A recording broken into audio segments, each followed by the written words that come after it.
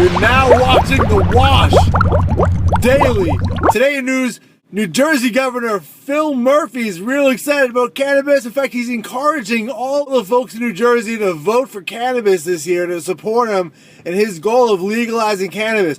What he's saying is that the amount of money New Jersey spends on arresting people and putting people in jail and taking people to courts for cannabis is too much money. It's ridiculous. It's just costs so much money for nothing. It's so dumb, he says, that we need legal cannabis. We need to be able to get cannabis for our economy. People need to have access to medicinal cannabis. It's a very, very important issue. His sentiment is echoed by a group, New Jersey Can 2020. It's a group that's made up by a number of different, the ACLU, the NAACP. What they're looking to do is turn over prohibition of cannabis once and for all.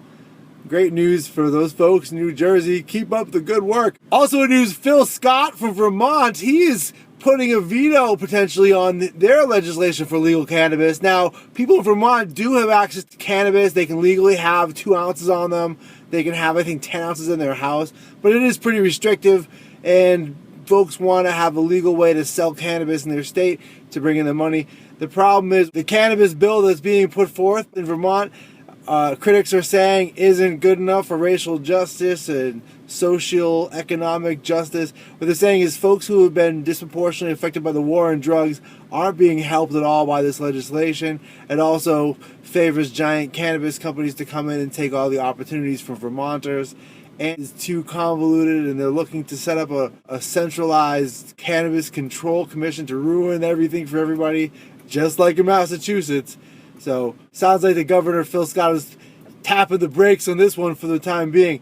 Maybe he's going to veto it, and Vermont's going to have to wait even longer to get their legal cannabis. Also in news, Governor of California, Gavin Newsom, he just signed a bunch of cannabis legislation. One of them allows banks to work with cannabis companies. Another one of the bills he signed, it removes a stringent amount of cannabis allowed in edibles. It gives them a little bit more wiggle room so they don't have to destroy their products. There was a couple of things he didn't allow. Cannabis people were looking to have it so they could submit their products unpackaged for testing purposes. I guess would save a bunch of money if they were able to. But Newsom said, no, you gotta submit them just like they're gonna go to the dispensary. California's been doing a lot in this way to help cannabis users who've been caught up in legal trouble. They've expunged the records of thousands of people at this point, and they're continuing on a path. They're also looking for cannabis to help out with the economy.